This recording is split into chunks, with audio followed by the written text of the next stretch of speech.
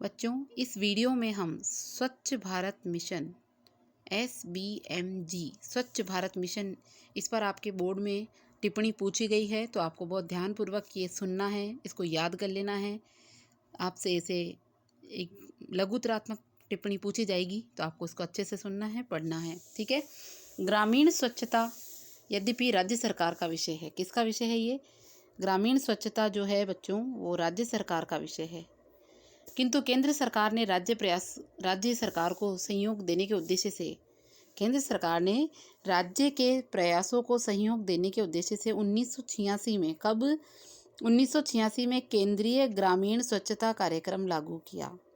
कब किया? 1986 में केंद्रीय ग्रामीण स्वच्छता कार्यक्रम 1986 में केंद्रीय ग्रामीण स्वच्छता कार्यक्रम लागू किया।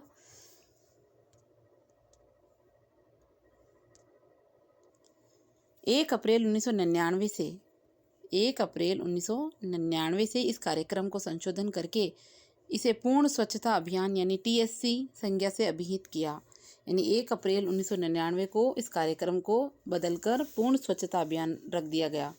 इसके बाद इसका नामकरण करके इसे निर्मल भारत अभियान कर दिया गया।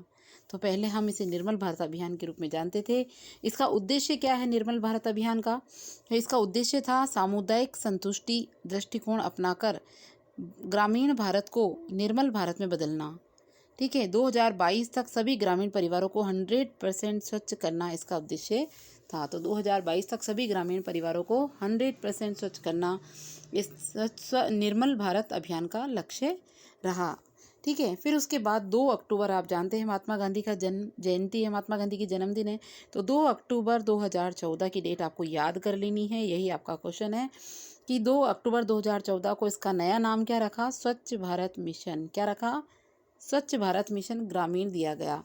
और इसका लक्ष्य क्या है कि सभी ग्रामीण परिवारों को शौचालय की सुविधा प्रदान करके और स्वच्छता को बढ़ावा देने के लिए सभी ग्राम पंचायतों में ठोस और द्रवित अपशिष्ट प्रबंध क्रियाकलापों के माध्यम से 2 अक्टूबर 2019 तक खुले में शौच मुक्त भारत हासिल करना है। 2 अक्टूबर 2019 तक खुले में शौच मुक्त भारत हासिल करना है।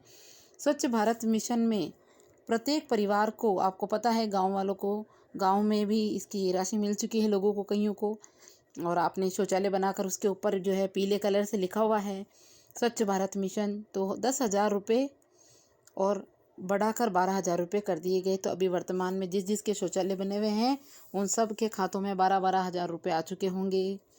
ठीक है। इसके बाद आगे देखो, शहरी अवसंरचना या अवसंरचना या आवास और स्वच्छता। तो शहरी अवसंरचना, आवास और स्वच्छता से क्या मतलब है? देश में अच्छी शहरी अवसंरचना, आवास, स्वच्छता प्रदान करने के लिए केंद्र सरकार विभिन्न केंद्र प्रायोजित योजनाओं के द्वारा राज्य सरकारों को संसाधन आवंटित कर रही है। देश में राष्ट्रीय वित्तीय संस्थानों के माध्यम से धन उपलब्ध करा रही है। इस क्षेत्र में की गई कुछ योजनाएं पहले से ही चलाई जा रही हैं। तो कुछ शहरी योजनाओं के बारे में हम पढ़ लेते हैं। आइए, सबसे पहली ये आप देख रहे हैं जेन्युआरम 2005। तो जे मतलब जवाहरलाल, एन मतलब नेहरू और NURM तो शहरी अर्बनाइजेशन, अर्बन नवीनीकरण, और ये मिशन। ठीक है। रूरल शब्द R फॉर रूरल होता है।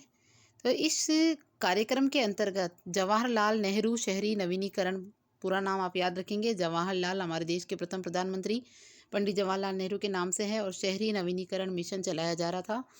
और इसका लक्ष्य क्या था कि शहरी गरीबों को आवास के लिए विकास और क्षमता विकास के लिए सहायता देना, ये इसका लक्ष्य था। दूसरा देखो, शहरी निर्धनों को बुनियादी सेवाएं कार्यक्रम। तो शहरी निर्धनों को बुनियादी सेवाएं क्या क्या दी जा रही है? इस कार्यक्रम के तहत शहरों में आवास और गंदी बस्ती उन्नयन के कार्यक्रम आयोजित कर रहा है। फिर तीसरा है राजीव आवास योजना। तो आपको पता है राजीव गांधी के नाम से चल रही है ये। शहरों में स्लम वासियों को संपत्ति का अधिकार प्रदान करने का कार्यक्रम चलाया जा रहा है। फिर देखो, स्वच्छता प्रबंधन के मापदंड। स्वच्छता प्रबंधन के मापदंड के बारे में हम पढ़ते हैं। सबसे पहला पॉइंट आप देखिए मापदंड का, प्रतिष्ठान प्रबंधक को प्रदूषण के स्रोतों से दूरी बनाकर रखनी चाहिए। प्रदूषण स्रोतों में घरेलू जानवर दूषित पानी, रासायनिक पदार्थ और अन्य प्रदूषक पदार्थ भी शामिल है, तो इनको दूरी बनाकर रखनी है प्रतिष्ठान प्रबंधक को इन सब चीज़ों से। प्रबंधक को चाहिए, प्रतिष्ठान मतलब बड़ी बड़ी जो दुकानें हैं उसके बारे में बात हो रही है, तो प्रबंधक को चाहिए कि खराब बदबू, हानिकारक गैसों, तेज गंध युक्त धुआं और भाप की निकासी के लिए अच्छे रोशनदान या निकास यंत्र लगाए जाए।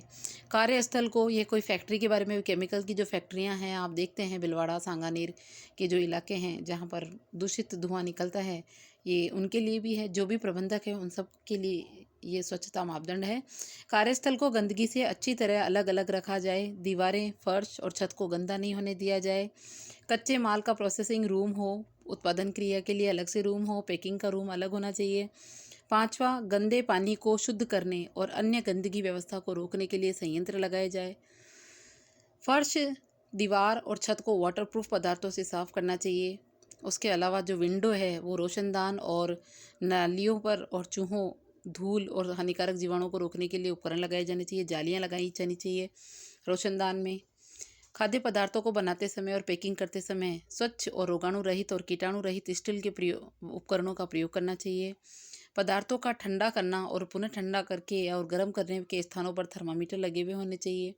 आराम कक्ष में फ्लश टॉयलेट और गंदगी रोकने के उपकरण लगे हो। वाटरप्रूफ सेफ्टिंग टैंक होना चाहिए। 11वां, रेस्ट रूम में हाथ धोने और पोंछने के लिए वॉशिंग स्टैंड हो। मेटल डिटेक्टर का प्रयोग किया जाए। भोजन संबंधी भंडार कक्ष अलग से हो, उत्पादन कक्ष हो, पैकिंग कक्ष हो। ये संपूर्ण स्वच्छता जो है वो पूर्ण तरीके से प्रबंधित की जानी चाहिए। तो इस प्रकार स्वच्छता प्रबंधन के ये मापदंड किसी भी प्रतिष्ठान प्रबंधक को अपनाने जरूरी हैं, और इन सब की अचानक से कभी भी जांच हो सकती है, तो स्वच्छता जो है उसका प्रबंधन होना बहुत ज़रूरी है।